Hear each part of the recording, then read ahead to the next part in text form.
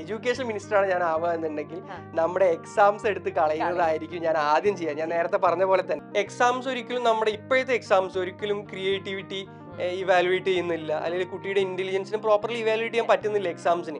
വേറെയുള്ളവരുടെ എക്സ്പെക്ടേഷൻസിനനുസരിച്ച് ജീവിക്കേണ്ടി വരുമ്പോൾ അത് എപ്പോഴും പ്രഷർ കുക്കർ തന്നെയാണ്. നമുക്ക് ഓരോ കുട്ടിയുടെയും നീഡ്സ് മനസ്സിലാക്കാനും അതിനനുസരിച്ചുള്ള സർവീസ് കൊടുക്കാനും നമുക്ക് പറ്റുന്നുണ്ട്. അതുകൊണ്ട് തന്നെ ഇമ്പാക്ട് ഭയങ്കര കൂടുതലാണ്. ചെറിയ സമയം കൊണ്ട് തന്നെ കുട്ടികളിൽ വലിയ മാറ്റങ്ങൾ സൃഷ്ടിക്കാൻ നമുക്ക് പറ്റുന്നുണ്ട്. ഏത് ബിസിനസ് ആയി കഴിഞ്ഞാലും 1 to 100 സ്കെയിൽ ചെയ്യുന്നതിന് ബേസിക്കലി ഫൗണ്ടേഴ്സിന് വലിയ റോളൊന്നുമില്ല, അത് ടീമാണ്. അപ്പോൾ അങ്ങനെ നല്ലൊരു ടീമിനെ ബിൽഡ് ചെയ്യാൻ പറ്റി എന്നുള്ളതിൽ ഞാൻ അഭിമാനിക്കുന്നു. ലൈഫ് ചേഞ്ചിങ് മൊമെന്റ് എന്നൊക്കെ പറയില്ലേ, അതുപോലെ ഒരു മൊമെന്റ് ആയിരുന്നു നിർമ്മല സീതാരാമൻ പറഞ്ഞ ആ moment. Kerala-based educational technology startup called Interwell. അതുപോലെ തന്നെ ഫിൻലാൻഡിലേക്ക് സെലക്ട് ചെയ്യപ്പെട്ട മൂവ്മെന്റ് ഒക്കെ Selected for Finland's Talent Boost project. മീഡിയക്ക് മീഡിയൻ്റെതായിട്ടുള്ള പ്രയോറിറ്റീസ് ഉണ്ടാവും. മീഡിയ എന്ന് പറഞ്ഞു കഴിഞ്ഞാൽ ഞാൻ ന്യൂസ് ചാനൽസ് മാത്രമല്ല സോഷ്യൽ മീഡിയ ഉൾപ്പെടെ ഇതിൽ ചില കാര്യങ്ങളൊക്കെ ഗ്ലോറിഫൈ ചെയ്യപ്പെടുമ്പോൾ കുട്ടികൾ കുറച്ചും കൂടെ ഇൻസ്പയർഡ് ആവും. നമ്മൾ 2.5 വയസ്സുള്ള കുട്ടികളെ നോൺ ഫ്ലെയിം കുക്കിംഗ് പഠിപ്പിക്കുന്നുണ്ട്. നമ്മൾ മ്യൂസിക്കും ഡാൻസും ഇപ്പോൾ നമ്മൾ ഇൻട്രൊഡ്യൂസ് ചെയ്യാൻ പോകുന്നുണ്ട്. സ്കൂളിൽ പഠിക്കുന്ന കുട്ടികൾ, അത് അവരാണല്ലോ നമ്മുടെ കസ്റ്റമേഴ്സ്. KG മുതൽ +2 വരെയുള്ള കുട്ടികൾക്കാണ് നമ്മൾ ക്ലാസ്സുകൾ കൊടുക്കുന്നത്. അപ്പോൾ ആ കുട്ടികളെ സംബന്ധിച്ച് അവർക്ക് ഏറ്റവും ഇഷ്ടപ്പെട്ട ഒരു വേർഡാണ് ശരിക്കും ഇന്റർവെൽ, അല്ലെങ്കിൽ അവർക്ക് ഏറ്റവും ഇഷ്ടപ്പെട്ട ഒരു സമയം. നമുക്ക് അങ്ങനെ വേണമെങ്കിൽ പറയാം. ടെക് പ്ലാറ്റ്ഫോം എന്നതിലുപരി ഒരു കുട്ടിയുടെ 360 ഡിഗ്രി കെയർ കൊടുക്കുന്ന ഒരു പ്ലാറ്റ്ഫോമായിട്ട് ഇന്ന് ഇന്റർവെൽ മാറിക്കഴിഞ്ഞു. നമസ്കാരം, മൈൽസ്റ്റോൺ മേക്കേഴ്സിന്റെ എല്ലാ പ്രേക്ഷകർക്കും സ്വാഗതം. സംതിങ് സ്പെഷ്യൽ ഇന്ന് എന്നോടൊപ്പം Interwell, one of the best online individual tuition പ്ലാറ്റ്ഫോമിന്റെ ഓണറും അതേപോലെ one of the best edtech startup കമ്പനിയുടെ ഓണറുമായ മിസ്റ്റർ റമീസ് അലിയാണ്. ഹായ് റമീസ്. ഹായ്. സുഖമായിട്ടിരിക്കുന്നോ? റമീസ് മലപ്പുറംകാരനാണ്. മലപ്പുറത്ത് നിന്നും ഇപ്പൊ എത്തിയിരിക്കുന്നു ഇവിടെ. യാത്രയൊക്കെ സുഖമായിരുന്നോ? ഞാൻ ഇപ്പൊ ഇന്റർവ്യൂവിൽ പറഞ്ഞത് Ramees one of the best എന്നാണ് ഇന്റർവെല്ലിനെ കുറിച്ച്. പക്ഷേ നിങ്ങളെ കുറിച്ച് മനസ്സിലാക്കിയിടത്തോളം ഞാൻ ഓരോന്നും നോക്കി കഴിഞ്ഞപ്പോഴും മനസ്സിലായത് ഇന്റർവെൽ എന്ന് പറയുന്നത് actually one of the best എന്നല്ല, ദ ബെസ്റ്റ് എന്ന് തന്നെ വേണം അഡ്രസ് ചെയ്യാൻ, അല്ലേ? അതെ, അത് തന്നെയാണ് നമ്മുടെ ആഗ്രഹം. അല്ല, കാരണം ഇന്നിപ്പോ നമ്മുടെ മാർക്കറ്റിൽ അല്ലെങ്കിൽ നമ്മുടെ സൊസൈറ്റിയിൽ ഈ പറയുന്ന ഓൺലൈൻ പാൻഡമിക്കിന് ശേഷം ഓൺലൈൻ എന്ന് പറയുന്നത് വളരെയധികം എല്ലാവരും റിസീവ് ചെയ്ത് കഴിഞ്ഞു, എല്ലാവരും അതിനെ വെൽക്കം ചെയ്ത് കഴിഞ്ഞ ഒരു പ്ലാറ്റ്ഫോം തന്നെയാണ്. അപ്പോൾ അതിൽ തന്നെയും ഈ ഓൺലൈൻ ഇൻഡിവിജ്വൽ ആയിട്ട് ട്യൂഷൻ കൊടുക്കുന്ന വേറെയും ആപ്പും വേറെയും പ്ലാറ്റ്ഫോംസ് ഒക്കെ ഉണ്ട്. പക്ഷെ അതിൽ നിന്നൊക്കെ എന്തുകൊണ്ട് ഇന്റർവെൽ എല്ലാവരും ചൂസ് ചെയ്യണം, അല്ലെങ്കിൽ ഇന്റർവെൽ എന്തുകൊണ്ട് അതിലേക്ക് ഏറ്റവും നമ്പർ 1 ആയി? റമീസ് പറയൂ. നമ്മൾ ആക്ച്വലി ഒരു എഡ്ടെക് പ്ലാറ്റ്ഫോം എന്നതിലുപരി ഒരു കുട്ടിയുടെ 360 ഡിഗ്രി കെയർ കൊടുക്കുന്ന ഒരു പ്ലാറ്റ്ഫോമായിട്ട് ഇന്ന് ഇന്റർവെൽ മാറിക്കഴിഞ്ഞു. നോർമലി ഉള്ള എഡ്ടെക് പ്ലാറ്റ്ഫോംസിനെ പോലെ ഒരു റെക്കോർഡഡ് ക്ലാസ് കൊടുക്കുകയോ അല്ലെങ്കിൽ ഒരു ട്രഡീഷണൽ ക്ലാസ് റൂം സെറ്റിങ്ങിന് ഒരു ഓൺലൈൻ വേർഷൻ അല്ല നമ്മുടെ പ്ലാറ്റ്ഫോം. ഓരോ കുട്ടിയുടെയും ആവശ്യം മനസ്സിലാക്കി ആ കുട്ടിക്ക് അനുസൃതമായിട്ടുള്ള ഒരു കോഴ്സ് നമ്മൾ ഡിസൈൻ ചെയ്തിട്ടാണ് നമ്മൾ കോഴ്സ് കൊടുക്കുന്നത്. അപ്പോൾ ഇന്ന് ഏകദേശം 30,000-ൽ കൂടുതൽ കുട്ടികൾ ഇന്റർവെല്ലിൽ നിന്ന് പഠിച്ചിറങ്ങി. ഇവരെല്ലാം ഓരോ യൂണിക് കോഴ്സുകളാണ് പഠിച്ചിട്ടുള്ളത്. പഠിച്ചിറങ്ങി റൈറ്റ് നൗ എത്ര സ്റ്റുഡൻസ് ഉണ്ട്? നമുക്ക് മോർ ദാൻ 10,000 സ്റ്റുഡൻസ് ലൈവ് ആയിട്ട് ഇപ്പൊ ഇന്ന് ക്ലാസ്സുകൾ അറ്റൻഡ് ചെയ്തുകൊണ്ടിരിക്കുന്നുണ്ട്. അതും അവർക്കെല്ലാം പേഴ്സണലൈസ്ഡ് ക്ലാസ്സസ് ആണ് പോകുന്നത്. 10,000 കുട്ടികൾ at a time class attend ചെയ്യുന്നുണ്ടെന്നുണ്ടെങ്കിൽ 10,000 ടീച്ചേഴ്സ് ആയിരിക്കും അവർക്കും വേണ്ടിയിട്ട് ക്ലാസ്സുകൾ കൊടുക്കുന്നത്. അപ്പൊ ഈ പേഴ്സണലൈസ്ഡ് അപ്രോച്ച് ആയതുകൊണ്ട് തന്നെ നമുക്ക് ഓരോ കുട്ടിയുടെയും നീഡ്സ് മനസ്സിലാക്കാനും അതിനനുസരിച്ചുള്ള സർവീസ് കൊടുക്കാനും നമുക്ക് പറ്റുന്നുണ്ട്. അതുകൊണ്ട് തന്നെ ഇമ്പാക്ട് ഭയങ്കര കൂടുതലാണ്. ചെറിയ സമയം കൊണ്ട് തന്നെ കുട്ടികളിൽ വലിയ മാറ്റങ്ങൾ സൃഷ്ടിക്കാൻ നമുക്ക് പറ്റുന്നുണ്ട്. അതുകൊണ്ടായിരിക്കാം നമ്മൾ ഇത്രയും ചെറിയ സമയം കൊണ്ട് ഇത്രയധികം വളർന്നത്.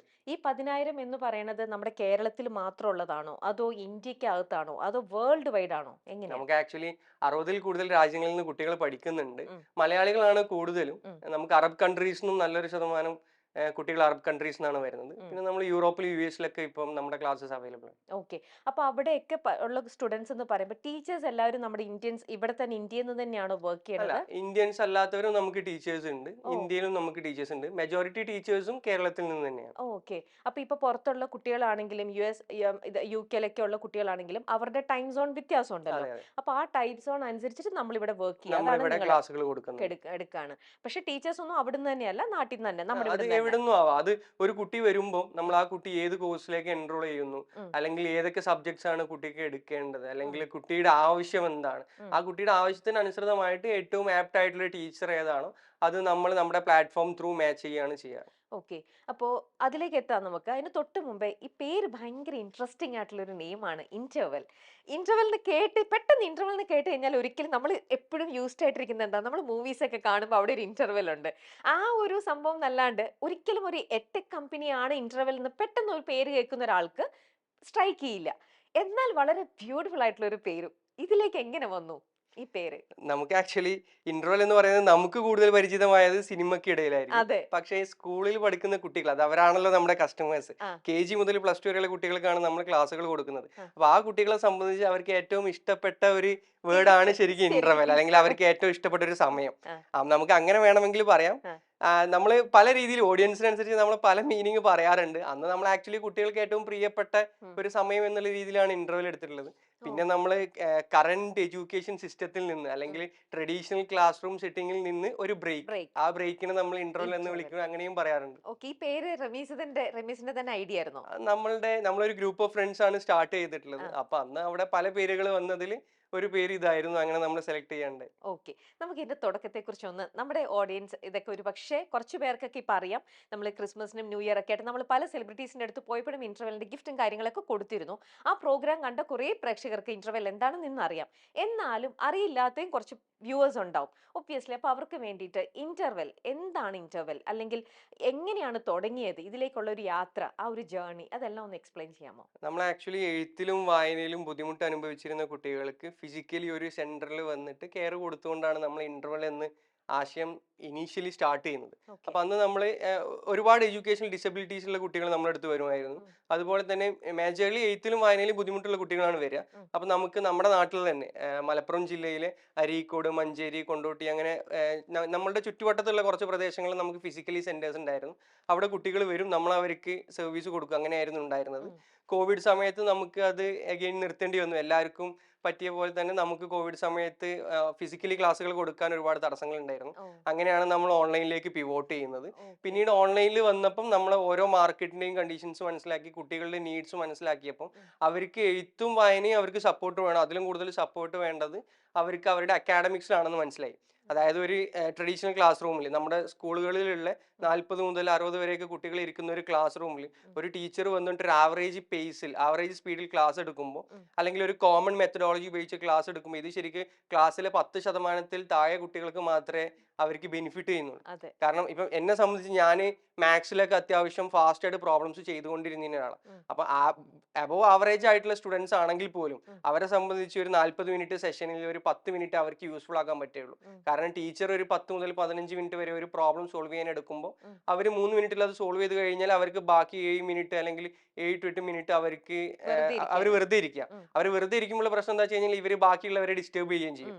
അപ്പോൾ എബോവ് ആവറേജ് സ്റ്റുഡന്റ് ആണെങ്കിലും ഒരു ബിലോ ആവറേജ് സ്റ്റുഡന്റ് ആണെങ്കിലും ഈവൻ ആവറേജ് സ്റ്റുഡന്റ് ആണെങ്കിലും ഇത് ടീച്ചർ എടുക്കുന്നത് എല്ലാവരിലേക്കും ഒരേപോലെ എത്തുന്നില്ല. അപ്പൊ ഇത് നമ്മുടെ ട്രഡീഷണൽ ക്ലാസ് റൂം സെറ്റിംഗിലുള്ള ഒരു വോയിഡ് സ്പേസ് ആണ്. അപ്പൊ ഇതാണ് കുട്ടികൾ കൂടുതലായിട്ട് സഫർ ചെയ്യുന്ന ഒരു പ്രോബ്ലം എന്ന് മനസ്സിലാക്കിയിട്ട് നമ്മൾ അക്കാഡമിക് സപ്പോർട്ട് 1-on-1 മാനറിൽ ഒരു കുട്ടിക്ക് ഒരു ടീച്ചർ എന്നുള്ള രീതിയിൽ അക്കാഡമിക് സപ്പോർട്ട് കൊടുത്തു തുടങ്ങിയത് അങ്ങനെ തന്നെയാണോ? അല്ല, നമ്മൾ ആദ്യം എഴുത്തിലും വായനയിലും മാത്രമായിരുന്നു, പിന്നെയാണ് നമ്മൾ ട്യൂഷനിലേക്ക് പോകുന്നത്. അപ്പൊ നമ്മൾ അങ്ങനെ സ്റ്റാർട്ട് ചെയ്തപ്പോൾ ഈ കുട്ടികളിൽ പെട്ടെന്ന് തന്നെ ഭയങ്കര ഇമ്പ്രൂവ്മെന്റുകൾ കണ്ടു തുടങ്ങി. തീർച്ചയായിട്ടും കംപ്ലീറ്റ് അറ്റൻഷൻ കിട്ടുന്നുണ്ട്. പിന്നെ നമുക്ക് പെയിൻ പോയിന്റ് കറക്റ്റ് അഡ്രസ് ചെയ്യാൻ പറ്റും. ഇപ്പൊ ഞാനൊരു എക്സാമ്പിൾ പറയുകയാണെന്നുണ്ടെങ്കിൽ 9ാം ക്ലാസ്സിലോ 10ാം ക്ലാസ്സിലോ പഠിക്കുന്ന ഒരു കുട്ടി, ആ കുട്ടിക്ക് മൾട്ടിപ്ലിക്കേഷൻ ഒരു ബുദ്ധിമുട്ടായിട്ടുള്ള സബ്ജക്ട് ആണെന്നുണ്ടെങ്കിൽ ആ കുട്ടിക്ക് സ്കൂളിൽ പോയി കഴിഞ്ഞാൽ ടീച്ചർക്ക് മൾട്ടിപ്ലിക്കേഷൻ സോർട്ട് ഔട്ട് ചെയ്ത് കൊടുക്കാൻ സമയം ഉണ്ടാവത്തില്ല. ഒരു ട്യൂഷൻ സെന്ററിൽ പോയി കഴിഞ്ഞാൽ, അതിന് ഓൺലൈൻ ആയാലും ഓഫ്ലൈൻ ആയാലും, ട്യൂഷൻ സെന്ററിൽ പോയി കഴിഞ്ഞാൽ 10ാം ക്ലാസ്സിലെ ഒരു കുട്ടിക്ക് ഗുണനം പഠിക്കാൻ കഴിയത്തില്ല, അല്ലെങ്കിൽ മൾട്ടിപ്ലിക്കേഷൻ ആരും പഠിപ്പിച്ചു കൊടുക്കത്തില്ല. അപ്പൊ ആ കുട്ടിയുടെ നീഡ് അതാണ്. അതിനനുസരിച്ച് 10ാം ക്ലാസ്സിലെ സിലബസും കൂടെ ഇൻകോർപ്പറേറ്റ് ചെയ്തുകൊണ്ട് ഒരു കരിക്കുലം ബിൽഡ് ചെയ്യാൻ മറ്റ് പ്ലാറ്റ്ഫോമുകൾക്ക് പറ്റത്തില്ല. പക്ഷെ നമ്മൾ 1-on-1 ആയതുകൊണ്ട് തന്നെ നമുക്കത് ചെയ്യാൻ പറ്റുന്നുണ്ട്. അങ്ങനെ ഓരോ കുട്ടിയുടെയും നീഡ്സ് മനസ്സിലാക്കി അവർക്ക് വേണ്ടി കോഴ്സസ് ഡിസൈൻ ചെയ്യാൻ പറ്റിയത് കൊണ്ട് നമുക്ക് പെട്ടെന്ന് തന്നെ ഇമ്പാക്ട് ക്രിയേറ്റ് ചെയ്യാൻ തുടങ്ങി. അപ്പൊ നമ്മളുടെ റിസൾട്ട് പെട്ടെന്ന് തന്നെ പാരന്റ്സിൽ വന്നുകൊണ്ട് തന്നെ നമുക്ക് ഇനീഷ്യലി ഒരുപാട് റെഫറൻസ് കിട്ടി. നമ്മൾ മാർക്കറ്റിംഗ് ഒക്കെ ചെയ്യുന്നതിന് മുന്നേ, ഇന്നുള്ളത് പോലെ എല്ലാവരും ഇന്റർവെൽ അറിയുന്നതിന് മുന്നേ ഒരു കാലഘട്ടം, ആ കാലഘട്ടത്തിൽ നമുക്ക് റെഫറൻസ് ത്രൂ തന്നെയാണ്, വേർഡ് ഓഫ് മൗത്ത് വഴിയാണ് നമുക്ക് ഇനീഷ്യലി അഡ്മിഷൻസ് ഒക്കെ കിട്ടിയിരുന്നത്. അപ്പോൾ അങ്ങനെയാണ് നമുക്ക് പെട്ടെന്ന് തന്നെ നമുക്ക് ഈ സ്റ്റുഡൻസിന്റെ കൗണ്ട് ഇത്രയും കൂടിയതും ആ ഒരു ഇമ്പാക്ട് കാരണം. തുടങ്ങിയ സമയത്ത് ഒരു ഗ്രൂപ്പ് ക്ലാസ്സസ് ഒന്നും കൊടുത്തിട്ടേ ഇല്ല? ഇല്ല, നമ്മൾ തുടക്കം മുതലേ വ്യക്തിഗത ട്യൂഷനിൽ തന്നെയായിരുന്നു നമ്മൾ ഫോക്കസ് ചെയ്തിരുന്നത്. അപ്പോൾ ആദ്യം ഈ സംരംഭത്തില് ആദ്യം തന്നെ ഈ ഓഫ്ലൈൻ ആയിട്ട് ക്ലാസ് കൊടുക്കുമ്പോഴും ആദ്യം പഠിപ്പിച്ചത് റമീസ് തന്നെയാണോ? അല്ല, നമുക്ക് ഒരുപാട് നമ്മുടെ സർക്കിളിലുള്ള ഫ്രണ്ട്സ് ഉണ്ട്, ഓ എന്റെ കോ ഫൗണ്ടേഴ്സ് ഉണ്ട്, നമ്മൾ പഠിപ്പിച്ചിരുന്നു. ആ അതുപോലെ തന്നെ നമ്മുടെ ഫ്രണ്ട്സ് ഒരുപാട് പേരുണ്ടായിരുന്നു നമ്മുടെ കൂടെ. അന്നൊക്കെ ഞങ്ങളെല്ലാ ഫൗണ്ടേഴ്സ് 5 പേരുണ്ട്. ഉം, എല്ലാവരും കോളേജിൽ പഠിക്കുന്ന കാലഘട്ടമാണ്. ഉം, അപ്പൊ ആ സമയത്ത് നമുക്ക് സമയമുള്ള സമയത്ത് നമ്മൾ പഠിപ്പിക്കും, ഉം, നമ്മുടെ ഫ്രണ്ട്സ് ഉണ്ടാവും. ഉം. അങ്ങനെ നമ്മുടെ സർക്കിളിൽ ഒരുപാട് പേര് ടീച്ചേഴ്സായിട്ട് വർക്ക് ചെയ്തിട്ടുണ്ട്. ഓക്കെ. ഈ 5 പേരെ ഒന്ന് പരിചയപ്പെടുത്തുവോ? ആരൊക്കെയാണ്? എല്ലാരും മലപ്പുറംകാർ തന്നെയാണോ? എല്ലാവരും മലപ്പുറംകാർ തന്നെയാണ്. ഉം, ഞാൻ LLB ആണ് കഴിഞ്ഞിട്ടുള്ളത്. ഉം, എൻ്റെ രണ്ട് കോ ഫൗണ്ടേഴ്സ് സൈക്കോളജി ഗ്രാജുവേറ്റ്സ് ആണ്, സനാഫിറും അസ്ലഹും. ആഹാ. മറ്റൊരു കോ ഫൗണ്ടർ നാജിം, അവൻ ACCA കഴിഞ്ഞിട്ടുള്ള ഒരാളാണ്. ഓ പിന്നെ ഒരു 5th co founder English literature graduate ആണ്, ഷിബ്ലി എന്ന് പറഞ്ഞിട്ട്. ഇങ്ങനെ ഞങ്ങൾ 5 പേര്. ഓ ഞങ്ങൾ 5 പേര് ചൈൽഡ്ഹുഡ് ഫ്രണ്ട്സ് അല്ല, ആ ഞങ്ങൾ ഒരേ ഹോം ടൗൺ ആണ്. ഉം. പിന്നെ ഞങ്ങള് like A knows B, B knows C, ഓ അങ്ങനെയാണ്. അങ്ങനെയാണ്. അതെ, പക്ഷെ അങ്ങനെയാണ് അപ്പൊ പരിചയം. നിങ്ങൾ ഗ്യാദർ ചെയ്യുന്ന ഒരു ഗ്യാങ് ആണ് അപ്പോ അല്ലേ? ഗ്യാദർ ചെയ്യുന്ന ഗ്യാങ് അല്ല, ആ പക്ഷേ ഞങ്ങൾ ആക്ച്വലി ഇന്റർവെൽ എന്നുള്ള ആശയം സക്സസ് ആക്കാനും വേണ്ടിയിട്ട്, അല്ലെങ്കിൽ ഇന്റർവെലിനെ മുന്നോട്ട് കൊണ്ടുപോകാനും വേണ്ടിയിട്ട് ഗ്യാതേർഡ് ആയിട്ടുള്ള ഒരു ഓ ഗ്രൂപ്പ് ഓഫ് പീപ്പിൾ ആണ്. അപ്പൊ ഇതിന്റെ റൂട്ട് ആരുടെ ബ്രെയിനിൽ നിന്നാണ് വന്നത്?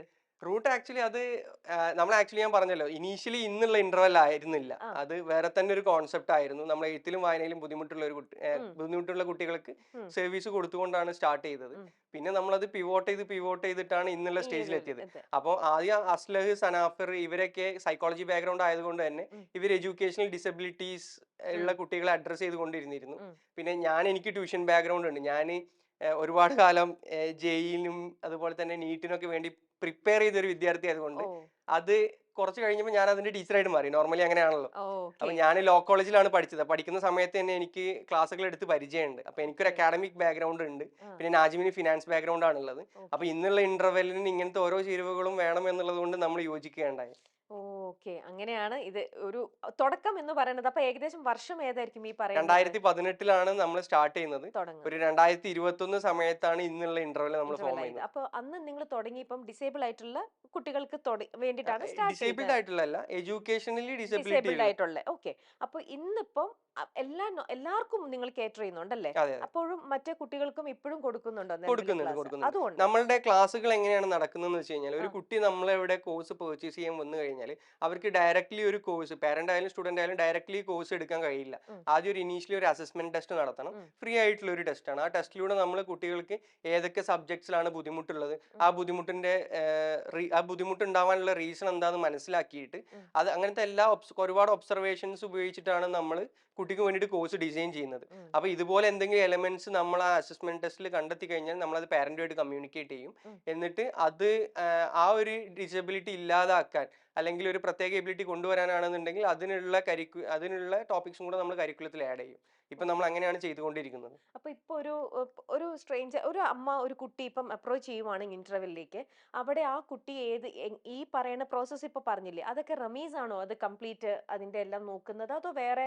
ഓഫീസ് അല്ലല്ല, സ്റ്റാഫ്? നമുക്ക് ഏകദേശം 320 പേര് ഇന്ന് നമ്മുടെ ഓഫീസിൽ മലപ്പുറം ജില്ലയിലെ അരീക്കോടുള്ള ഓഫീസിൽ വർക്ക് ചെയ്യുന്നുണ്ട്. ആ അപ്പൊ അതിൽ ഏകദേശം നമുക്ക് 90 അക്കാഡമിക് കൗൺസിലേഴ്സ് ഉണ്ട്. ഉം, ഇവരാണ് ഈ കോഴ്സുകളെല്ലാം ഡിസൈൻ ചെയ്യുന്നതും ഉം, കുട്ടികളുമായിട്ട് പാരന്റുമായിട്ട് സംസാരിച്ചിട്ട് ആ കരിക്കുലം ബിൽഡ് ചെയ്യുന്നതെല്ലാം. ഉം.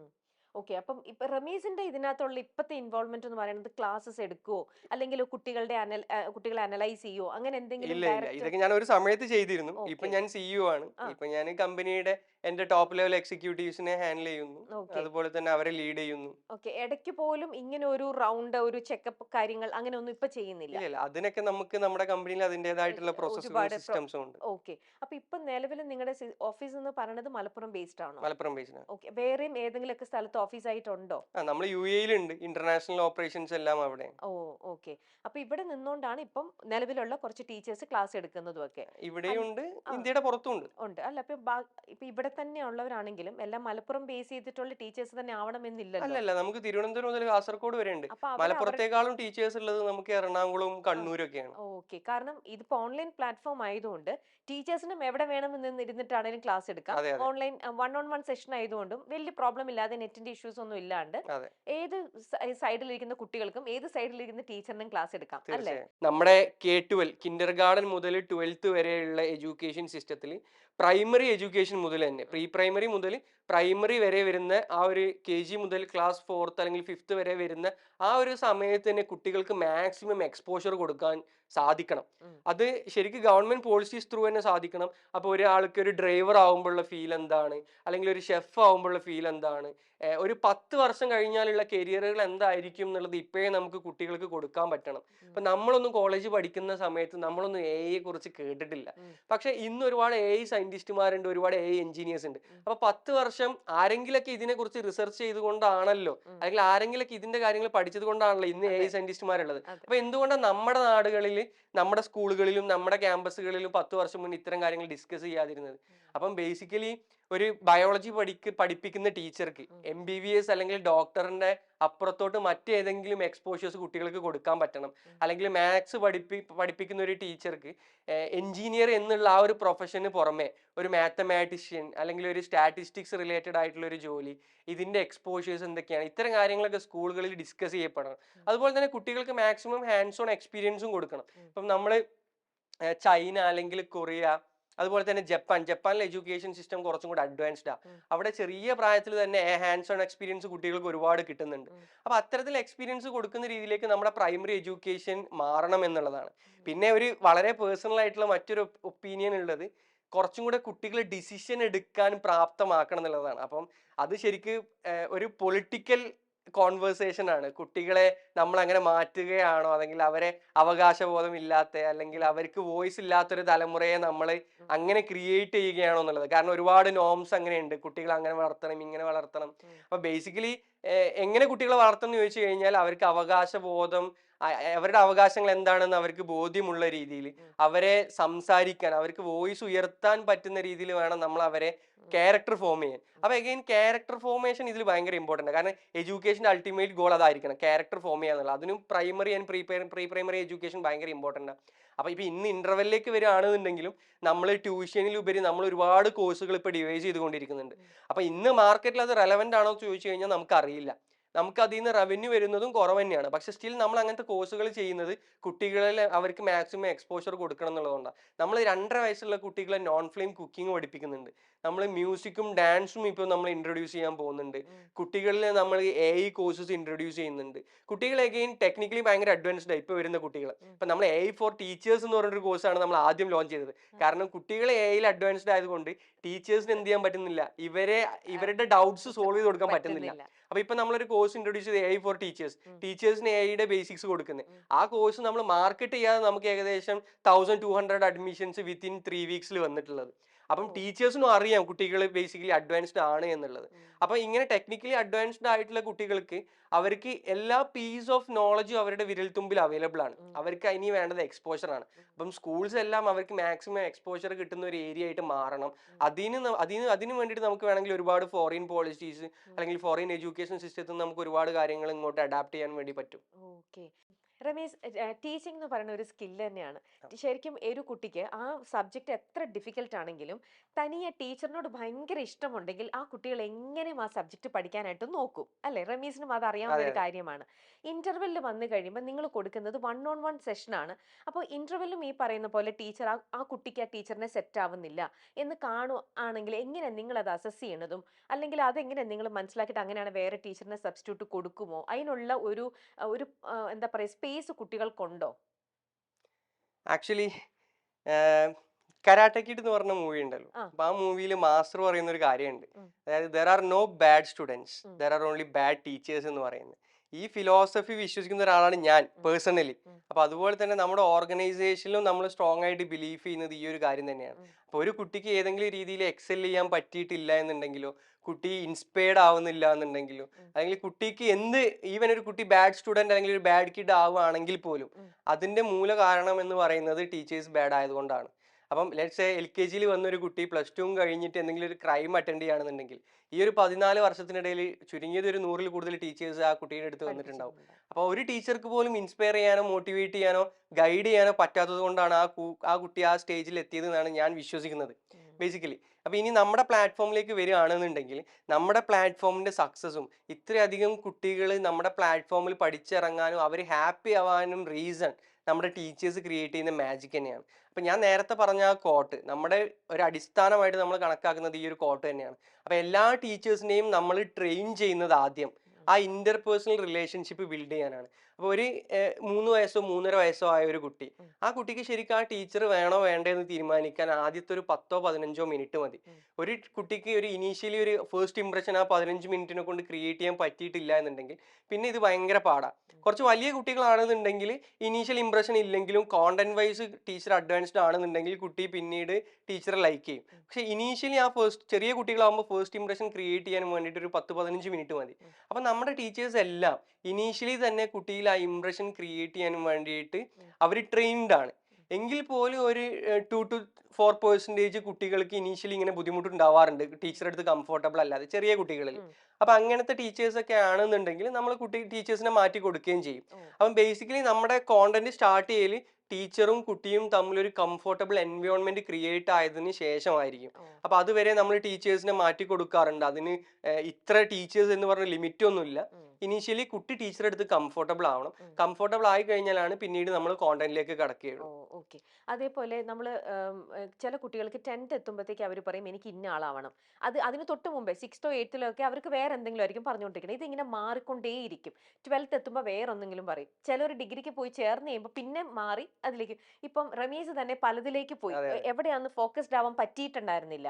ഇന്റർവെല്ല് ഇത്തരത്തിൽ ഇപ്പം ഇന്റർവെല്ലിൽ ഒരു കുട്ടി പഠിച്ചുകൊണ്ടിരിക്കുകയാണ് എന്നുണ്ടെങ്കിൽ ആ കുട്ടിയെ നിങ്ങൾ കറക്റ്റായിട്ട് അനലൈസ് ചെയ്തിട്ട് നിങ്ങൾ ഇതിന് പോകൂ എന്നുള്ള, അല്ലെങ്കിൽ നിങ്ങളുടെ ഫ്യൂച്ചർ ഇതിലാണ് എന്ന് നിങ്ങൾക്കത് കറക്റ്റായിട്ട്, ഇപ്പം നിങ്ങളുടെ പലതരത്തിലുള്ള ഫൗണ്ടേഴ്സ് പല രീതിയിൽ കുട്ടികളെ മനസ്സിലാക്കുന്നവരുണ്ടല്ലോ. അപ്പം അതിന്റെ ആ ഒരു ഇൻവോൾവ്മെന്റ് എങ്ങനെയാണ് വരുന്നത് ഇന്റർവെല്ലിന്റെ? നമ്മൾ പറഞ്ഞ പോലെ നമ്മൾ ഇനീഷ്യലി ഒരു അസസ്മെന്റ് ടെസ്റ്റ് നടത്തുന്നുണ്ട്.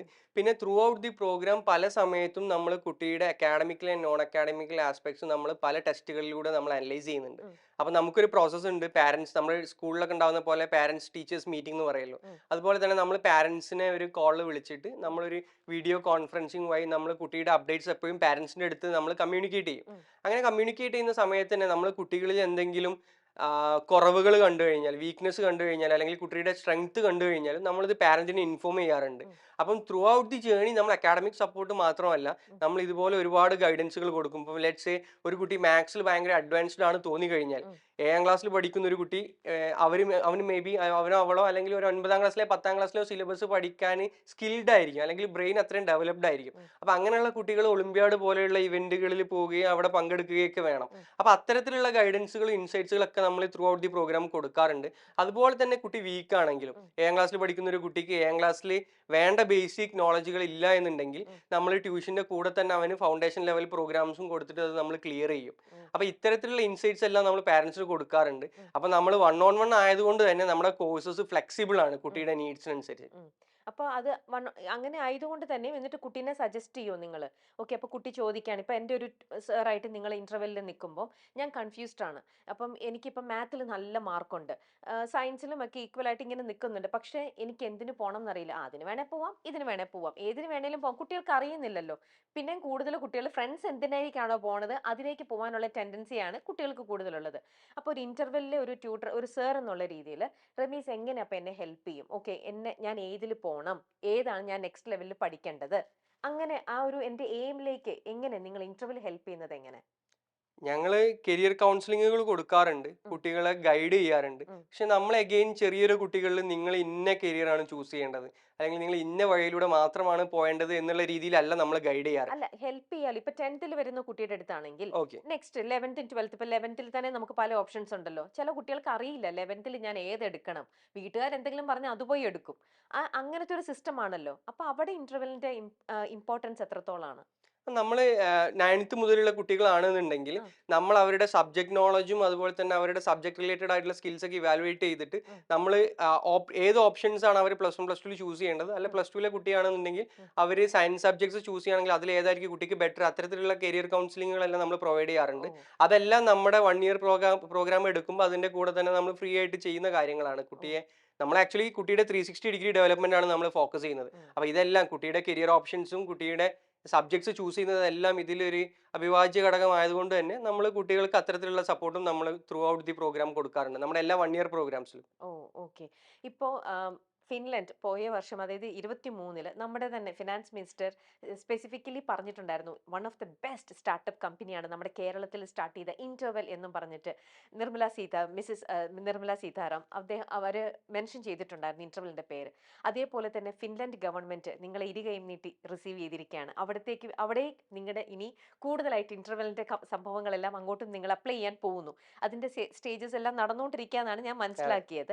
എങ്ങനെയാണ് അതിലേക്ക് എത്തിയതും, അല്ലെങ്കിൽ ആ ഒരു ഇനിയിപ്പോ നമ്മുടെ നാട്ടിലല്ല വേറൊരു കൺട്രിയിലെ നമുക്കൊരു സ്പേസ് കിട്ടിയിരിക്കുന്നു, അവിടുത്തെ ഗവൺമെന്റ് നമ്മളെ അപ്രൂവ് ചെയ്തിരിക്കുന്നു. അപ്പൊ ആ ഒരു എക്സൈറ്റ്മെന്റും, അല്ലെങ്കിൽ അതിലേക്ക് വേണ്ടിയിട്ട് നിങ്ങൾ എങ്ങനെയൊക്കെയാണ് ടൈം യൂസ് ചെയ്യാൻ പ്ലാൻ ചെയ്തിരിക്കുന്നത്? നമ്മൾ ആക്ച്വലി നമ്മുടെ ഇന്റർവെലിന്റെ ലൈഫ് എടുക്കുകയാണെങ്കിലും ജേണി എടുക്കുകയാണെങ്കിലും എൻ്റെ പേഴ്സണൽ ജേണി എടുക്കുകയാണെങ്കിലൊക്കെ നമ്മുടെ ഒരു ലൈഫ് ചേഞ്ചിങ് മൊമെന്റ് എന്നൊക്കെ പറയില്ലേ, അതുപോലെ ഒരു മൊമെന്റ് ആയിരുന്നു ആ നിർമ്മല സീതാരാമൻ പറഞ്ഞ ആ മൊമെന്റും അതുപോലെ തന്നെ ഫിൻലാൻഡിലേക്ക് സെലക്ട് ചെയ്യപ്പെട്ട മൂവ്മെന്റ് ഒക്കെ. അത് നമ്മുടെ പ്ലാറ്റ്ഫോമിന്റെ ഗ്രോത്തിലും അതുപോലെ തന്നെ നമ്മുടെയൊക്കെ ഫിലോസഫിയിൽ ഉണ്ടാവുന്ന ചേഞ്ചസിനൊക്കെ അത് ഒരുപാട് ഇൻഫ്ലുവൻസ് ചെയ്തിട്ടുണ്ട്. ഇനി അങ്ങോട്ട് എടുക്കുന്ന ജേണിയിൽ നമ്മൾ പല കോഴ്സസും ഡിസൈൻ ചെയ്യുമ്പോൾ നമുക്ക് അങ്ങനെ നോഡിക്സ് എന്നുള്ള സ്വീഡനും ഫിൻലാൻഡ് മാത്രമല്ല, ഫിൻലാൻഡിൽ നിന്നും സ്വീഡനിൽ നിന്നൊക്കെ ഉള്ള ഒരുപാട് റിസർച്ച് സ്കോളേഴ്സിന്റെയും അവിടുത്തെ ടീമിന്റെ സപ്പോർട്ട് നമുക്കുണ്ട് ഫിലോസഫിക്കലി. ലൈക്ക് അവിടുത്തെ എഡ്യൂക്കേഷണൽ ഫിലോസഫി ഉപയോഗിച്ചിട്ട് ഒരുപാട് കോഴ്സസ് നമ്മൾ ഡിസൈൻ ചെയ്യുന്നുണ്ട്. അപ്പൊ അതിലൊരു കോഴ്സാണ് ഞാൻ പറഞ്ഞ പോലെ നമ്മൾ 2.5 വയസ്സ് മുതലുള്ള കുട്ടികൾക്ക് നോൺ ഫ്ലെയിം കുക്കിംഗ് കൊടുക്കുക എന്ന് പറയുന്നത്. അപ്പൊ അതിന് ഒരുപാട് ബെനിഫിറ്റ്സ് ഉണ്ട് ഓൺലൈനിൽ അങ്ങനെ പഠിക്കുമ്പോൾ. അപ്പൊ അതുപോലെ കുട്ടികളുടെ അക്കാഡമിക് അല്ലാതെ ഒരുപാട് നോൺ അക്കാഡമിക് സൈഡിലേക്ക് നമുക്ക് അവിടുത്തെ കരിക്കുലവും അവിടുത്തെ റിസർച്ച് സ്കോളേഴ്സിനെയും അവിടുത്തെ ടാലൻസിനെ നമുക്ക് യൂസ് ചെയ്യാൻ ഇപ്പം സാധിക്കുന്നുണ്ട്. ഇനി നമ്മൾ ആക്ച്വലി UK എക്സ്പാൻഡ് ചെയ്യാണ്, US എക്സ്പാൻഡ് ചെയ്യുന്നുണ്ട് may be in the next year. അപ്പൊ ആ സമയത്ത് അവിടുത്തെ മാർക്കറ്റിലേക്ക് വേണ്ടിയിട്ടുള്ള കോഴ്സുകൾ ബിൽഡ് ചെയ്യാനും നമുക്ക് അവിടെ ഒരു ടീമിനെ സെറ്റപ്പ് ചെയ്യാൻ പറ്റി. ഇപ്പോൾ നമ്മുടെ ഇവിടെ എഡ്യൂക്കേഷൻ സിസ്റ്റം വളരെ പ്രഷർ കൊടുക്കുന്നുണ്ടെന്നാണ് പൊതുവെ എല്ലാവരും പറയുന്നത്. പാരൻസിനും അതൊരു വല്ലാത്തൊരു പ്രഷറാണ്. കുട്ടികൾ ഹയർ ഗ്രേഡിലേക്ക് പോകും തോറും അവർ 10th എത്തിക്കുമ്പോഴത്തേക്ക് പാരൻസും ഭയങ്കര അധികം സ്ട്രെസ്ഡ് ഔട്ട് ആവുകയാണ്. ഇതിൻ്റെ കൂടെയാണ് ഇപ്പം ഈ കോച്ചിങ് സെൻറ്റേഴ്സിൻ്റെ ഉള്ള ട്രെയിനിങ് ഒക്കെ 6th മുതലേ കൊടുക്കുന്നവരുണ്ട്. അല്ലെങ്കിൽ 10th എന്നൊക്കെ പറഞ്ഞാൽ എന്തായാലും പോയിരിക്കണം, എന്തോ ഒരു സൊസൈറ്റിയുടെ ഒരു ഇതുപോലെയാണ്, മോള് എൻട്രൻസ് കോച്ചിന് വിടുന്നില്ലേ എന്നുള്ള രീതിയിൽ കമ്പൽസറി ആയിട്ട് എടുക്കേണ്ട ഒരു അവസ്ഥയും കൂടിയാണ്. ഇതൊക്കെ ഇതിനെക്കുറിച്ച് എന്താ റമീസിന് പറയാനുള്ളത്? ഈസ് ഇറ്റ് ഒരു മസ്റ്റ് ആണോ അത്? പ്രഷറിനെ കുറിച്ച് സംസാരിക്കുകയാണെന്നുണ്ടെങ്കിൽ ഇതിൽ നല്ലൊരു റോളും പാരൻസിന്റെ ആണ്. ആക്ച്വലി പാരൻസ് ക്രിയേറ്റ് ചെയ്യുന്ന പ്രഷറാണ്. ഒരു +2 എത്തിയ ഒരു കുട്ടിയെ സംബന്ധിച്ച് ആ കുട്ടിക്ക് എൻട്രൻസിന് പോകണം എന്നുള്ളതാണെങ്കിൽ, അല്ലെങ്കിൽ ഡോക്ടർ ആവണം എന്നുള്ളതാണ് ആഗ്രഹം എന്നുണ്ടെങ്കിൽ, ആ കുട്ടിയെ സംബന്ധിച്ച് ഈ പ്രഷറുള്ള ഈ സിറ്റുവേഷനിലൂടെ കടന്നു പോയല്ലാതെ നിവൃത്തിയില്ല. കാരണം ബിലോ 1% മാത്രം സക്സസ് റേറ്റ് ഉള്ള ഒരു എൻട്രൻസ് എക്സാമിനേഷൻ ആണ് ആ കുട്ടി അറ്റൻഡ് ചെയ്യാൻ പോകുന്നത്. 100 പേര് അറ്റൻഡ് ചെയ്ത് കഴിഞ്ഞാൽ ഒരാൾക്ക് പോലും അഡ്മിഷൻ കിട്ടുന്നില്ല. മേ ബി 1000 ചെയ്യുമ്പോൾ ഒരാൾക്ക് കിട്ടുമായിരിക്കും, 1000 കുട്ടികൾ അറ്റൻഡ് ചെയ്യുമ്പോൾ. അപ്പം ബേസിക്കലി ബിലോ 1% ഉള്ളതാണ് നമ്മുടെ നാട്ടിലുള്ള ഈ കോമ്പറ്റേറ്റീവ് എക്സാമിനേഷൻസ് എല്ലാം. അത് നമ്മൾ പോപ്പുലേഷൻ വൈസ് എടുക്കുകയാണെന്നുണ്ടെങ്കിൽ ഇത്രയും പോപ്പുലേറ്റഡ് ആയിട്ടുള്ള കൺട്രിയിൽ അങ്ങനെ സാധിക്കുകയുള്ളൂ. അപ്പം PSC ആയി കഴിഞ്ഞാലും UPSC ആയി കഴിഞ്ഞാലും മെഡിക്കൽ എൻട്രൻസ് ആയി കഴിഞ്ഞാലും ഇതിലൊക്കെ സക്സസ് റേറ്റ് അല്ലെങ്കിൽ പാസ് റേറ്റ് എന്ന് പറയുന്നത് 1% ബിലോ ആണ്. അപ്പൊ ആ ഒരു എൻവയോൺമെന്റ് നമുക്ക് പ്രഷർ ഇല്ലാണ്ട് ക്രിയേറ്റ് ചെയ്യാൻ പറ്റത്തില്ല. അപ്പൊ അതുകൊണ്ടായിരിക്കും ആ ഒരു സമയത്തുള്ള കുട്ടികളെല്ലാം ഈ പ്രഷർ കുക്കറിന്റെ അല്ലെങ്കിൽ ഈ പ്രഷറുള്ള ഈ എൻവയോൺമെന്റിന്റെ ഭാഗമാവുന്നത്. അപ്പം ബേസിക്കലി അതിൽ പേരൻസിന് ചെയ്യാൻ പറ്റുക അവരുടെ കരിയർ ഓപ്ഷൻസിന്റെ ഒരു ഫണൽ നേരോ ഡൗൺ ചെയ്യാതിരിക്കുക എന്നുള്ളതാണ്. അതായത് ഡോക്ടർ എന്നുള്ള ഓപ്ഷൻ മാത്രമേ ഉള്ളൂ, അല്ലെങ്കിൽ ഡോക്ടർ ഓർ എഞ്ചിനീയർ എന്നുള്ളതേ ഉള്ളൂ. ഇത് രണ്ടും കിട്ടിയിട്ടില്ലെങ്കിൽ ഡിഗ്രിക്ക് പോകണം. അപ്പൊ ഡിഗ്രിക്ക് പോയി കഴിഞ്ഞാൽ പിന്നെ PSC എഴുതണം. അപ്പൊ PSC ആകുമ്പോൾ വീണ്ടും കോമ്പറ്റേറ്റീവ് ആയി. അപ്പം കുട്ടികളെ കോമ്പറ്റേറ്റീവ് എക്സാമിനേഷൻസ് അല്ലാണ്ട് സ്കിൽ ബേസിസിലും നമുക്ക് അവരുടെ നേരോ കുറച്ചും കൂടെ എൻലാർജ് ചെയ്യാൻ പറ്റും. അപ്പം നമുക്കൊരു 9ാം ക്ലാസ്സിലോ 10ാം ക്ലാസ്സിലോ പഠിക്കുന്ന കുട്ടിയെ സംബന്ധിച്ച് അവരോട് എന്താവണം ആഗ്രഹം എന്ന് ചോദിച്ചു കഴിഞ്ഞാൽ 90% കുട്ടികൾ എഞ്ചിനീയർ, ഡോക്ടർ അല്ലെങ്കിൽ ഒരു PSC UPSC കളക്ടർ എന്നേ പറയുള്ളൂ. അപ്പൊ എന്തുകൊണ്ടാ ഒരു 9ാം ക്ലാസ്സിലോ 10ാം ക്ലാസ്സിലോ പഠിക്കുന്ന ഒരു കുട്ടിക്ക് എനിക്കൊരു AI സയന്റിസ്റ്റ് ആവണം എന്ന് പറയാൻ പറ്റാത്തത്, അല്ലെങ്കിൽ എനിക്കൊരു എത്തിക്കൽ ഹാക്കർ ആവണം? ചില കുട്ടികളൊക്കെ ഇന്ന് പറയുന്നുണ്ട്, ബട്ട് മെജോറിറ്റി കുട്ടികൾക്കും അത് പറയാൻ പറ്റാത്തത്. അപ്പൊ എന്തുകൊണ്ടാ? അവർക്ക് ഇത്തരത്തിലുള്ള എക്സ്പോഷേഴ്സും ഇത്തരത്തിലുള്ള സ്കിൽസിനെ കുറിച്ചുള്ള അറിവ് ഇല്ലാത്തത് കൊണ്ടാണ്. അപ്പൊ ആസ് എ പേരന്റ് അല്ലെങ്കിൽ ആസ് എ ടീച്ചർ, ഈ രണ്ട് വ്യക്തികളും ഒരു കുട്ടിക്ക് കൊടുക്കേണ്ടത് മാക്സിമം കരിയർ ഓപ്ഷൻസ് കൊടുക്കുക എന്നുള്ളതാണ്. അപ്പൊ കുട്ടിയെ സംബന്ധിച്ച് എനിക്ക് ഇതില്ലെങ്കിൽ ഇതുണ്ട്, ഇതില്ലെങ്കിൽ ഇതുണ്ട് എന്നുള്ള ഓപ്ഷൻസ് ആയി.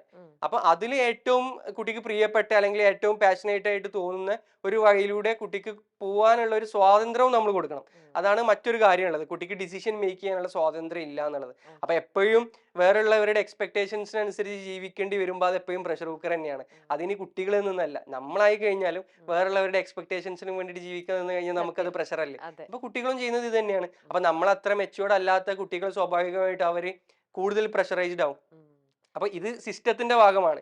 പിന്നെ ഗവൺമെന്റ് ലെവലിൽ എനിക്ക് തോന്നിയത് ഈ എക്സാംസും അതുപോലെ തന്നെ എലിജിബിലിറ്റി എന്നൊക്കെ പറയുന്നതിന്റെ ക്രൈറ്റീരിയ, ഇന്റലിജൻസ് ഇവാലുവേറ്റ് ചെയ്യുന്ന ഇത്തരത്തിൽ ഒരുപാട് കാര്യങ്ങൾ മാറാനുണ്ട്. ഇപ്പം 10ാം ക്ലാസ്സിലെ മാർക്ക് മാത്രമാണ് +1 അഡ്മിഷന് ഒരു മാനദണ്ഡം. അല്ലാത്ത പക്ഷം ഒരുപാട് സ്പോർട്സ് കോട്ട അതുപോലെ തന്നെ ഒരുപാട് ഗ്രേസ് മാർക്കുകളൊക്കെ ഉണ്ട്. പക്ഷെ മേ ബി ഇതിനേക്കാളും ബെറ്റർ വേസ് ഒക്കെ കുട്ടികൾക്ക് അഡ്മിഷൻ കൊടുക്കാനും വേണ്ടിയിട്ട് നമുക്ക് ക്രിയേറ്റ് ചെയ്യാൻ പറ്റും. അതുപോലെ തന്നെ +2 കഴിഞ്ഞാൽ പിന്നെ +2ന്റെ മാർക്കാണ് സയൻസ് സബ്ജക്റ്റുകൾക്ക് അല്ലെങ്കിൽ ഒരു ആർട്സ് കോളേജിലോ സയൻസ് കോളേജിലോ അഡ്മിഷൻ കിട്ടാനുള്ള മാനദണ്ഡം. അവിടെയൊക്കെ കുറച്ചും കൂടെ ക്രിയേറ്റീവ് ആയിട്ടുള്ള എൻട്രൻസ് എന്ന് പറഞ്ഞു കഴിഞ്ഞാൽ എഗെയിൻ കോമ്പറ്റീവ് എക്സാമിനേഷൻ അല്ല, അസസ്മെന്റ് മെത്തേഡുകൾ വരികയാണെന്നുണ്ടെങ്കിൽ കുറച്ചും കൂടെ ഈ പ്രഷറിനെ നമുക്ക് ഡീസെൻട്രലൈസ് ചെയ്യാൻ പറ്റും. പിന്നെ മീഡിയക്ക് അതുപോലെ അതിൽ വലിയ റോളുണ്ട്. അതായത് മീഡിയയെ സംബന്ധിച്ച് നമുക്ക് മീഡിയയിൽ എപ്പോഴും വരുന്ന കാര്യങ്ങൾ സംതിങ് റിലേറ്റഡ് ടു മൂവി, അല്ലെങ്കിൽ സംതിങ് റിലേറ്റഡ് ടു ക്രൈംസ് അല്ലെങ്കിൽ ആക്സിഡൻസ്, ഇനി ഇതുമല്ല എന്നുണ്ടെങ്കിൽ സ്പോർട്സ്, ഇത്തരം ചില കാര്യങ്ങൾ മാത്രമേ ഗ്ലോറിഫൈ ചെയ്യപ്പെടുന്നുള്ളൂ. അപ്പം മീഡിയ കുറച്ചും കൂടെ മീഡിയ എടുക്കണം എന്നല്ല, മീഡിയൻ്റെതായിട്ടുള്ള പ്രയോറിറ്റീസ് ഉണ്ടാവും. മീഡിയ എന്ന് പറഞ്ഞു കഴിഞ്ഞാൽ ഞാൻ ന്യൂസ് ചാനൽസ് മാത്രമല്ല സോഷ്യൽ മീഡിയ ഉൾപ്പെടെ ഇതിൽ ചില കാര്യങ്ങളൊക്കെ ഗ്ലോറിഫൈ ചെയ്യപ്പെടുമ്പോൾ കുട്ടികൾ കുറച്ചും കൂടെ ഇൻസ്പയർഡ് ആവും. ഇപ്പൊ നമ്മൾ ഈ അടുത്ത് കണ്ടതാണ് ചെസ് അഗെയിൻ ഒരു സ്പോർട്സ് വിഷയം ആയതുകൊണ്ടാണ് അത് സബ്ജക്റ്റ് ആയത്. ബട്ട് സ്റ്റിൽ ക്രിക്കറ്റിനെയും ഫുട്ബോളിനെയും പോലെ ഫെമിലിയർ ആയിട്ടുള്ള ഒരു ഇവന്റ് ആയിരുന്നില്ല ചെസ്. പക്ഷെ തമിഴ്നാട് പോലെയുള്ള ഒരു സ്റ്റേറ്റിൽ അവിടുത്തെ ഗവൺമെന്റ് എടുത്തിട്ടുള്ള ഒരുപാട് പോളിസീസ് കാരണം ചെസ് ഇത്രയും ഫെമിലിയർ ആവുകയും അവിടുന്ന് കുട്ടികൾ വന്നിട്ട് വേൾഡ് ലെവലിൽ എത്തിയപ്പോഴാണ് ഒരുപാട് കുട്ടികൾക്ക് ചെസ് കളിക്കണമെന്നും ഒരുപാട് കുട്ടികൾ ചെസ്സിൽ എക്സലന്റ് ആവണമെന്നുള്ള ആഗ്രഹം ഉണ്ടായത്. അപ്പൊ ഇതുപോലെ ഈ MBBS-ഉം എഞ്ചിനീയറിംഗും എൻട്രൻസ് എക്സാമിനേഷൻസും ഇത്തരം കാര്യങ്ങളല്ലാതെ ഒരുപാട് ഏരിയാസ് മീഡിയയിലൂടെ സോഷ്യൽ മീഡിയയിലൂടെ കുട്ടികളിലേക്ക് എത്തിക്കാൻ പറ്റിക്കഴിഞ്ഞാൽ അത് അവരെ ഒരുപാട് ഇൻസ്പയർ ചെയ്യും. അപ്പം ബേസിക്കലി അവരുടെ ആ ഒരു ഫണ്ണൽ കുറച്ചും കൂടെ എൻലാർജ് ചെയ്യുക, അവർക്ക് കുറച്ചും കൂടെ ഓപ്ഷൻസ് കൊടുക്കുക എന്നുള്ളതാണ് പ്രഷർ റിലീസ് ചെയ്യാനുള്ള ഒരു വേ. അവർക്ക് കൂടുതൽ എക്സ്പോഷർ കൊടുക്കുക. നമ്മുടെ ഇപ്പോ റമീസ് നമ്മുടെ തന്നെ എഡ്യൂക്കേഷൻ മിനിസ്റ്റർ ആവുകയാണെന്നുണ്ടെങ്കിൽ ഇപ്പോ നിലവിൽ നമ്മുടെ സിസ്റ്റത്തിൽ അത്യാവശ്യം മാറ്റേണ്ടത് എന്താന്ന് റമീസിന് തോന്നുന്നത്? ഞാൻ എന്തായി കഴിഞ്ഞാലും ലൈക്ക് എഡ്യൂക്കേഷൻ മിനിസ്റ്ററാണ് ഞാൻ ആവുക എന്നുണ്ടെങ്കിൽ നമ്മുടെ എക്സാംസ് എടുത്ത് കളയുന്നതായിരിക്കും ഞാൻ ആദ്യം ചെയ്യുക. ഞാൻ നേരത്തെ പറഞ്ഞ പോലെ തന്നെ അതിന് ഒരുപാട് റീസൺസ് ഉണ്ട്. ഞാനും ഈ എക്സാമിന്റെ ഭാഗമായിട്ടുള്ള ഒരു വ്യക്തിയാണ്. നമ്മൾ ഓരോരുത്തരും ഈ എക്സാംസ് ഒരിക്കലും നമ്മുടെ ഇന്റലിജൻസിന് ഇവാലുവേറ്റ് ചെയ്യുന്ന പോലെ എനിക്ക് തോന്നിയിട്ടില്ല. Very true. ഇന്നലെ ഞാനും എന്റെ മോളും കൂടി ഇതേ സബ്ജക്റ്റില് ഈ ഒരു സെയിം മാറ്ററിൽ ഞങ്ങൾ തമ്മിൽ ഒരു ഡിബേറ്റ് ആയിരുന്നു. അപ്പൊ മോള് പറയണത് എക്സാംസ് വേണ്ട, ഞാൻ ഇപ്പുറത്തെ സൈഡ് സംസാരിക്കായിരുന്നു. അപ്പൊ ഇപ്പൊ റമീസ് പറഞ്ഞ സെയിം സെന്റൻസ് ആണ് അവൾ എന്റെ അടുത്ത് പറഞ്ഞത്. അത് ശരിയാണ്. കാരണം ഇപ്പോഴത്തെ എക്സാംസ് ഒരിക്കലും ക്രിയേറ്റിവിറ്റി ഇവാലുവേറ്റ് ചെയ്യുന്നില്ല, അല്ലെങ്കിൽ കുട്ടിയുടെ ഇന്റലിജൻസിന് പ്രോപ്പർലി ഇവാലുവേറ്റ് ചെയ്യാൻ പറ്റുന്നില്ല എക്സാംസിന്. ഇപ്പം നമ്മൾ ഈ അടുത്ത് കേട്ടതാണ് എക്സാമിന്റെ ചോദ്യപേപ്പർ ചോർന്ന വിഷയം, അങ്ങനത്തെ കാര്യങ്ങളൊക്കെ. അപ്പൊ ഈ ചോദ്യപേപ്പർ ചോരൽ അത് അഗെയിൻ വേറൊരു വിഷയമാണ്. അത് ആര് ചോർത്തി, എന്തിനു ചോർത്തി എന്നുള്ളതൊക്കെ പോലീസ് അന്വേഷിക്കേണ്ട കാര്യമാണ്. അപ്പാർട്ട് ഫ്രം ദാറ്റ് അതിൽ വന്നിട്ടുള്ള ഒരു ടോപ്പിക് റിപ്പീറ്റഡ് ക്വസ്റ്റ്യൻസ് വരിക എന്നുള്ളത്, പ്രീവിയസ് ഇയർ ക്വസ്റ്റ്യൻസ് വരിക എന്നുള്ളത്. അതായത് നിരന്തരമായിട്ട് ചോദിക്കുന്ന ചോദ്യങ്ങൾ തന്നെ വീണ്ടും വീണ്ടും ചോദിക്കുക. അപ്പം ഇത് അഗെയിൻ എന്തിനാണെന്നുള്ളത് എനിക്കറിയില്ല. മേ ബി കുട്ടികൾക്ക് കൂടുതൽ മാർക്സ് സ്കോർ ചെയ്യണം എന്നുള്ളതുകൊണ്ടായിരിക്കും. പക്ഷെ ബേസിക്കലി ഇത് മൂലം ടീച്ചേഴ്സ് തന്നെ പറയുന്നത് ഈ ചോദ്യം വരാൻ സാധ്യതയുണ്ട്, ഈ ചോദ്യം എന്തായാലും വരും. അങ്ങനെയൊക്കെ ഒരുപാട് വീഡിയോസിലും അതുപോലെ തന്നെ ഇത് അഗെയിൻ യൂട്യൂബേഴ്സ് മാത്രമല്ല, അല്ലെങ്കിൽ എഡ്ടെക് പ്ലാറ്റ്ഫോംസ് മാത്രമല്ല, സ്കൂളിലെ ടീച്ചേഴ്സും ഇങ്ങനെ പറഞ്ഞു കൊടുക്കുന്നുണ്ട്, നിങ്ങൾ ഇത് പഠിക്കുക, ഇത് എന്തായാലും വരും എന്നുള്ളത്. അപ്പൊ എക്സാംസ് ശരിക്കും അപ്പൊ എന്തിനാ? മാർക്സ് സ്കോർ ചെയ്യാനുള്ള ഒരു കടമ്പ മാത്രമായി മാറിക്കഴിഞ്ഞു. അതൊരിക്കലും കുട്ടിയുടെ ക്രിയേറ്റിവിറ്റിയോ ഇന്റലിജൻസോ ഇവാലുവേറ്റ് ചെയ്യുന്നില്ല. അപ്പൊ ഞാൻ എഡ്യൂക്കേഷൻ മിനിസ്റ്റർ ആയി കഴിഞ്ഞാൽ ആദ്യം ഈ എക്സാംസ് എടുത്ത് ഒഴിവാക്കുക എന്നുള്ളതായിരിക്കും ഞാൻ ആദ്യം ചെയ്യുക. എന്നിട്ട് കുട്ടികളുടെ ഇന്റലിജൻസ് അല്ലെങ്കിൽ അവരുടെ ക്രിയേറ്റിവിറ്റി ഇവാലുവേറ്റ് ചെയ്യാൻ, അല്ലെങ്കിൽ അവരുടെ പ്രോഗ്രസ് ഇവാലുവേറ്റ് ചെയ്യാൻ വേറെ ഒരുപാട് സിസ്റ്റംസ് ഉണ്ട്. അങ്ങനെ പല ക്രിയേറ്റീവ് ആയിട്ടുള്ള ഈ സിസ്റ്റംസ് ഇംപ്ലിമെന്റ് ചെയ്യായിരിക്കും ഞാൻ ചെയ്യുന്നത്. ഒരുപാട് സന്തോഷമുണ്ട് റമീൻ. നമ്മുടെ മലപ്പുറംകാരൻ, നമ്മുടെ നാട്ടുകാരൻ, നമ്മുടെ കേരളീയൻ, നമ്മുടെ ഒരാളാണ് ഈ പറഞ്ഞ 60 രാജ്യങ്ങളോളം കീഴടക്കി ഇപ്പോൾ ഈ ഒരു മേഖലയിൽ സക്സസ്ഫുൾ ആയിട്ട് പോയിക്കൊണ്ടിരിക്കുന്നത്. ഇനിയും കിടക്കുന്നു ബാക്കി രാജ്യങ്ങളും കൂടെ കവർ ചെയ്യാൻ. ഒരുപാട് കുട്ടികൾ ഇന്റർവെല്ലിന് വേണ്ടിയിട്ട് വെയിറ്റ് ചെയ്യാണ്. അതില് ഒരു കാര്യം ആഡ് ചെയ്യാനുള്ളത്, ലൈക്ക് ഈ സെന്റൻസ് പറഞ്ഞപ്പോ പറയുന്നതാണ്, ആക്ച്വലി ഇന്റർവെല്ലിന്റെ 0 to 1 എന്ന് പറയുന്ന ഒരു സ്റ്റേജിൽ മാത്രമാണ് ഞാൻ ഉൾപ്പെടെയുള്ള ഫൗണ്ടേഴ്സിനൊക്കെ റോളുള്ളൂ. ആ ആക്കി. ഇന്റർവെലിനെ 1 to 100ലേക്ക് സ്കെയിൽ ചെയ്യുന്നത് ഏത് ബിസിനസ് ആയി കഴിഞ്ഞാലും Yes, അതെ. 1 to 100ലേക്ക് സ്കെയിൽ ചെയ്യുന്നതിന് ബേസിക്കലി ഫൗണ്ടേഴ്സിന് വലിയ റോളൊന്നുമില്ല, അതെ. അത് ടീമാണ്. അതെ. അപ്പോൾ അങ്ങനെ നല്ലൊരു ടീമിനെ ബിൽഡ് ചെയ്യാൻ പറ്റി എന്നുള്ളതിൽ ഞാൻ അഭിമാനിക്കുന്നു. ഉം. ഇന്റർവെൽ ഇത്രയധികം ഗ്രോ ചെയ്യുന്നുണ്ട്, ഇപ്പോഴും ഗ്രോ ചെയ്യുന്നുണ്ട്, ഇനിയും ഗ്രോ ചെയ്യട്ടെ എന്നുള്ളതെല്ലാം എൻ്റെ ടീമിന് അവകാശപ്പെടാൻ പറ്റുന്ന കാര്യമാണ്. അതെ. So thanks to them. Yes, അതൊരു ടീം വർക്ക് ആണല്ലോ എപ്പോഴും ഇതെന്ന് അതെ, അതെ. പറയണത് അല്ലേ? അപ്പൊ അതൊക്കെ നിങ്ങൾ എല്ലാവരുടെയും ആ ഒരു ഒരു കൂട്ടായ്മ, എല്ലാവരും ചേർന്ന് വളരെ ഇത് നല്ല രീതിയിലേക്ക് ടേക്ക് ഓഫ് ചെയ്യണം എന്ന് വിചാരിച്ച് തന്നെ നിങ്ങൾ ഹാർഡ് വർക്ക് ചെയ്യുന്ന ഒരു ടീം തന്നെയാണ്. So let it be like that. നല്ല രീതിയിൽ സൂപ്പർ ഡ്യൂപ്പർ ആയിട്ട് ഇന്റർവെല്ലിനുള്ള എല്ലാ ഭാവങ്ങളും നേരുന്നു. Thank you Ramees, thank you so much.